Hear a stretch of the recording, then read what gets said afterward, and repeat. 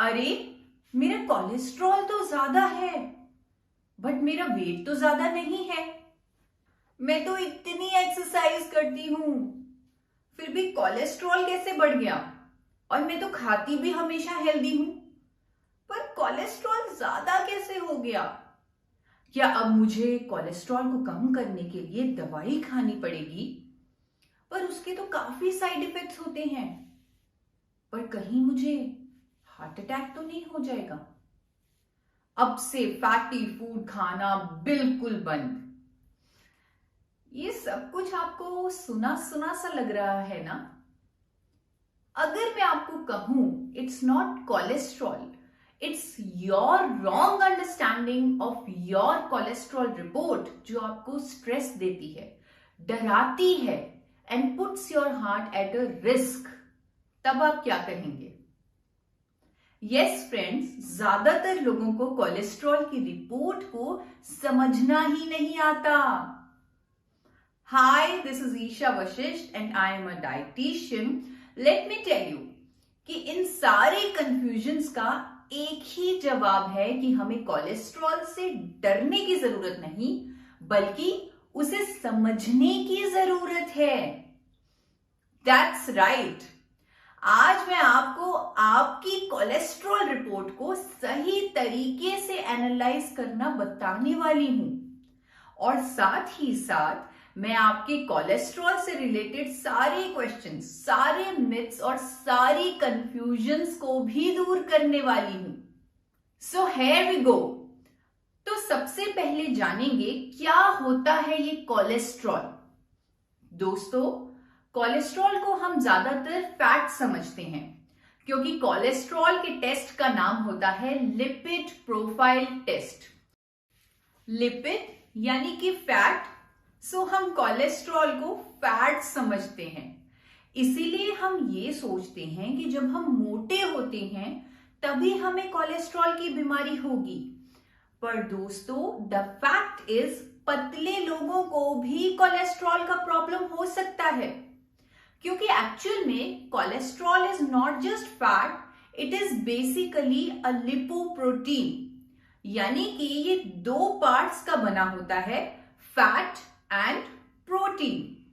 Lipo यानी fat, protein यानी protein. यानी कि अब हम समझे कि कोलेस्ट्रॉल को सिर्फ फैट नहीं कह सकते हैं।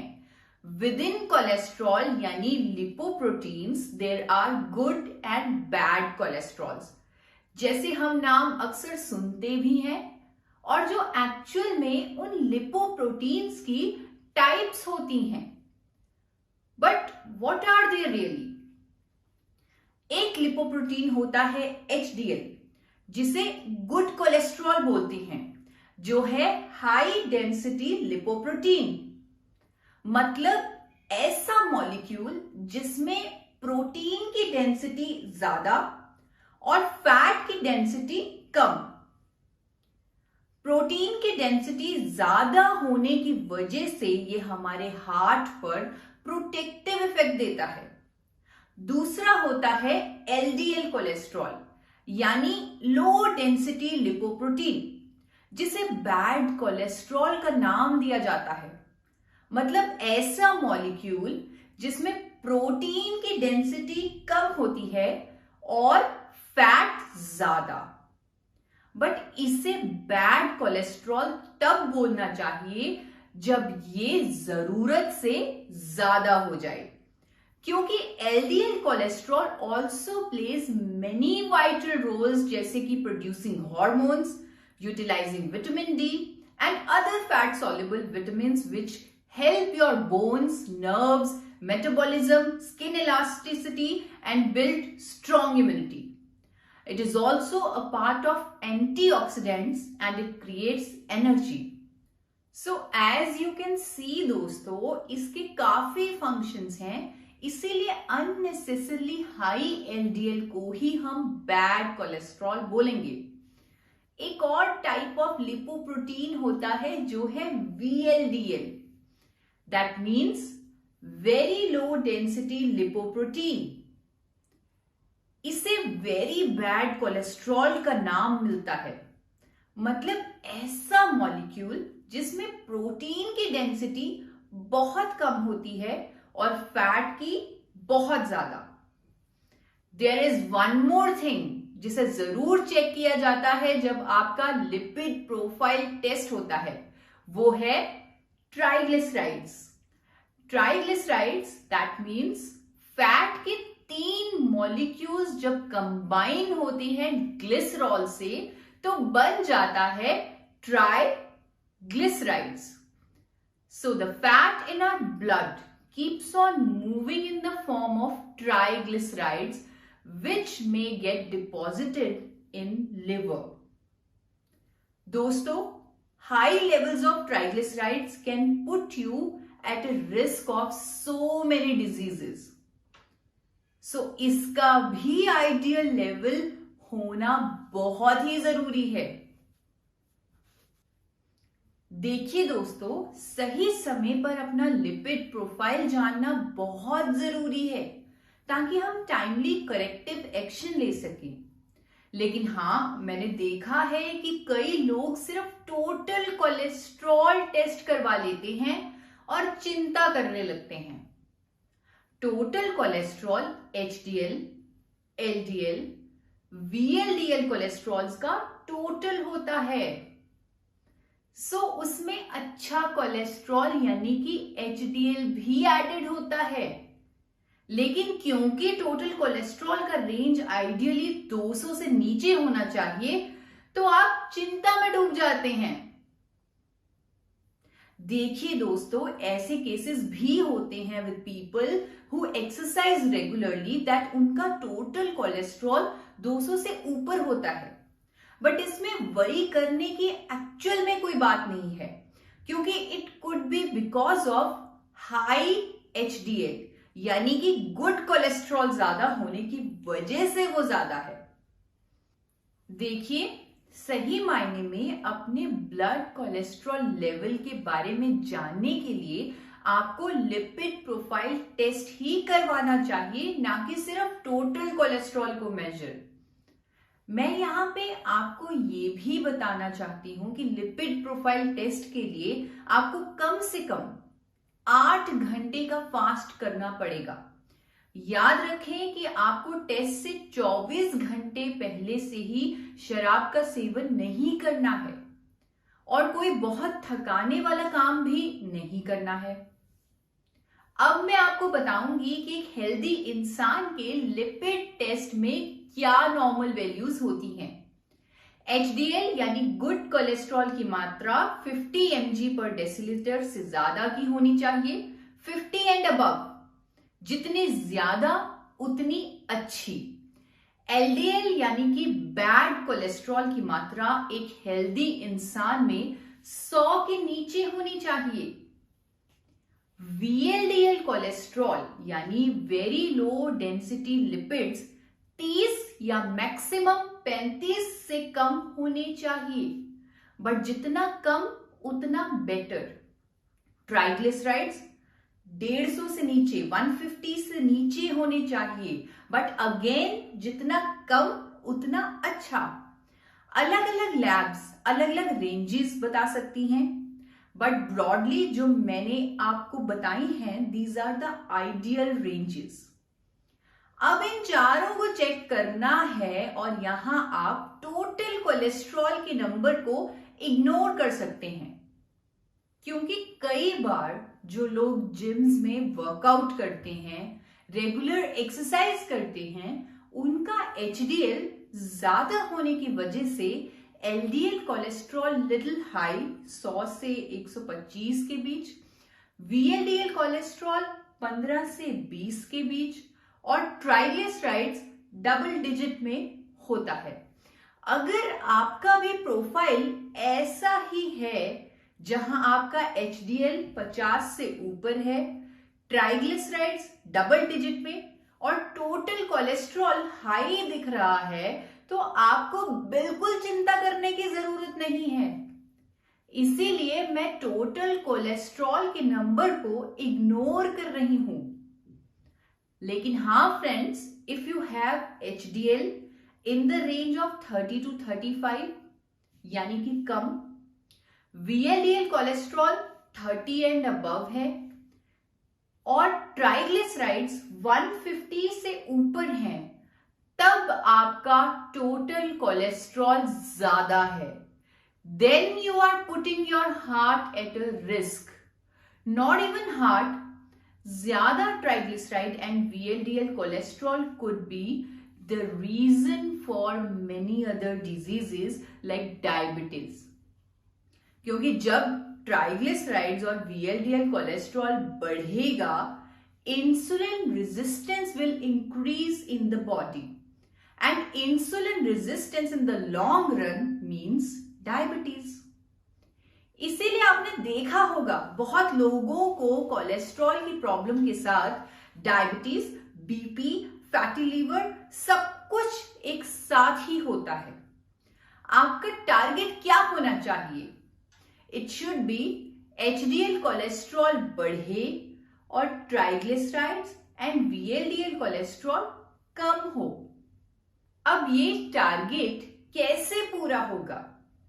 लेकिन उससे पहले कोलेस्ट्रॉल से जुड़े कुछ मिथ्स को राइट एजुकेशन के साथ खत्म करना जरूरी है, क्योंकि वो मिथ्स हमें हमारा टारगेट पूरा करने नहीं देंगे. देखिए दोस्तों, अक्सर ये मिथ रहता है कि फैट्स खाने से कोलेस्ट्रॉल बढ़ेगा. इवन खाने में ऑयल डालना कम कर दिया जाता है, पर क्या ये सही है? दोस्तों, सच ये है कि किसी भी प्लांट फूड में कोलेस्ट्रॉल होता ही नहीं. चाहे वो वेजिटेबल ऑयल्स हो, काजू हो, कोकोनट हो, पीनट हो, किशमिश हो, बादाम हो, किसी में भी किसी नेचुरल फैट में कोलेस्ट्रॉल नहीं होता, बल्कि उनमें तो गुड न्यूट्रिशन होता है. सो अगर आप कोलेस्ट्रॉल के डर से काजू नहीं खा रहे तो ये आप बहुत बड़ी गलती कर रहे हैं. Cashews are a source of zinc और जिंक की इंपॉर्टेंस कोरोना वायरस ने हमें सिखा ही दी है. कैसे हमारी इम्यूनिटी बिल्ड करने के लिए जरूरी है जिंक, ये आप जान चुके हैं. फैट्स और कुकिंग ऑयल्स कितना जरूरी है हमारे लिए, इस पर एक वीडियो भी मैं बना चुकी हूं, जहां फैक्ट्स के साथ मैंने आपको बताया है कि कैसे सही कुकिंग ऑयल का चुनाव करके आप कोलेस्ट्रॉल को शुरू से ही मैनेज कर सकते हैं. अगर आपने वो वीडियो नहीं देखी तो आप डिस्क्रिप्शन में दिए गए लिंक से देख सकते हैं. So use right cooking oil and do not use air fryers. अगर कभी पकौड़े खाने का मन करे तो सही कुकिंग ऑयल में फ्राई करके कम क्वांटिटी में खाइए. हाँ, लेकिन दोस्तों, अननेचुरल फैट्स यानी कि प्रोसेस्ड फूड्स, चिप्स, बिस्किट्स, जो पैकेज फूड्स हैं, स्पेशली लो फैट फूड्स, क्योंकि वो हाईली प्रोसेस तरीके से तैयार किए जाती हैं, और बेकरी आइटम्स जिनमें ट्रांस फैट्स का इस्तेमाल किया जाता है, उन्हें हमें एक्चुअली अवॉइड करना चाहिए. मैंने आपका डाइट क्या होना चाहिए उस पर भी वीडियो बनाया है, आप उसे फॉलो कर सकते हैं to meet your target cholesterol levels. दोस्तों, हमारा टारगेट ट्राइग्लिसराइड्स को कम करने का है, और ट्राइग्लिसराइड्स का मेन कारण होता है refined sugars, artificial fatty foods, even alcohol. Alcohol and smoking is putting your heart at a risk, as it will decrease HDL cholesterol and increase triglycerides and VLDL cholesterol. So strictly abstain from drinking and smoking. एक और myth या confusion देखी जाती है कि क्या exercise के बिना कोलेस्ट्रॉल को मैनेज रखा जा सकता है? The answer to this is no. दोस्तों, हम लोग मूंगफली या काजू जैसे नेचुरल फैट्स खाने से नहीं, बल्कि एक्सरसाइज ना करने से अपने आप को, अपने हार्ट को खतरे में डाल रहे हैं। So there is no escape on exercise, वो तो आपको करनी ही होगी। एक सवाल ये भी है कि क्या स्ट्रेस या तनाव का कोलेस्ट्रॉल से कोई लिंक है? दोस्तों, स्ट्रेस की वजह से भी ट्राइग्लिसराइड बढ़ता है, एचडीएल कोलेस्ट्रॉल डाउन होता है और हार्ट आपका रिस्क पर चला जाता है। हो सकता है आप सही से खाना खाएं, एक्सरसाइज करें, लेकिन फिर भी एचडीएल कोलेस्ट्रॉल कम और ट्राइग्लिसराइड एंड वीएलडीएल कोलेस्ट्रॉल ज्यादा हो। That means you are under stress. Stress के कारण हमारी नींद पर इंपैक्ट होता है, जिससे हमारी बॉडी हीलिंग का काम नहीं कर पाती। सो टाइम पे सोना, टाइम पे उठना is a must, no escape on that is well. साथ ही साथ ये भी बहुत जरूरी है कि आप अपनी डे टू डे लाइफ में पॉजिटिव और चेयरफुल एक्टिविटीज को इंक्लूड करें, जैसे कि वॉकिंग, मेडिटेशन, अपनी हॉबीज को फॉलो करें और अपने लोगों के साथ क्वालिटी टाइम स्पेंड करें। एक और मिथ है कि कोलेस्ट्रॉल की प्रॉब्लम तो 40 साल की उम्र के बाद शुरू होती है और टेस्ट भी तभी करवाना चाहिए। लेकिन दोस्तों, एक्चुअल में कोलेस्ट्रॉल का जमाव तो बचपन से ही शुरू हो जाता है। एक बच्चा जब पैदा होता है, उसकी आर्टरीज एकदम क्लीन, बिल्कुल साफ होती हैं, लेकिन जैसे जैसे वो बड़ा होता है, उसकी आर्टरीज में कोलेस्ट्रॉल का जमाव होने लगता है। मे बी उनका भी ट्राइग्लिसराइड हाई हो सकता है और एचडीएल कोलेस्ट्रॉल कम हो सकता है, क्योंकि आजकल सबसे ज्यादा प्रोसेस्ड फूड्स, शुगरी फूड्स अगर कोई खा रहा है तो वो बच्चे ही हैं। सो अगर आप 40 के बाद कोलेस्ट्रॉल का टेस्ट करवाएंगे तो बहुत लेट हो जाएगा। क्या आप जानते हैं कि अमेरिकन एकेडमी ऑफ पीडियाट्रिक्स के अनुसार पहला कोलेस्ट्रॉल टेस्ट 9 साल की उम्र में ही करना चाहिए। अनफॉर्चुनेटली इंडिया में ऐसी कोई गाइडलाइन नहीं है और सही नॉलेज ना होने की वजह से लोग काफी लेट अपना लिपिड प्रोफाइल टेस्ट करवाते हैं। दोस्तों, सही टाइम पर लिपिड प्रोफाइल टेस्ट होना जरूरी है ताकि हम आइडियल नंबर्स मीट कर सकें और पॉजिटिव लाइफस्टाइल चेंजेस से अपना एचडीएल कोलेस्ट्रॉल हाई और ट्राइग्लिसराइड एंड वीएलडीएल कोलेस्ट्रॉल लो कर पाएं। यही नहीं दोस्तों, और एक ऐसा नेचुरल सपोर्ट सिस्टम भी इंडिया में मौजूद है जो इसमें हमारा साथ देगा, हमारे दिल का ख्याल रखेगा, जिसके बारे में हम वर्ल्ड हार्ट डे पर यानी कि 29 सितंबर को इंडिया के नंबर 1 कार्डियोलॉजिस्ट के साथ बात करने वाले हैं और देश के जाने माने डॉक्टर्स भी उस एपिसोड में हमें राइट एजुकेशन देने के लिए जुड़ने वाले हैं। सो दोस्तों, आज आप अपना टारगेट कोलेस्ट्रॉल लेवल समझ चुके हैं और जान चुके हैं कि कैसे healthy food, exercise, good sleep, stress free life and right education से हम अपने डिजायर्ड कोलेस्ट्रॉल टारगेट को, जो कि है HDL cholesterol up and triglyceride and VLDL cholesterol down, उसे पा सकते हैं।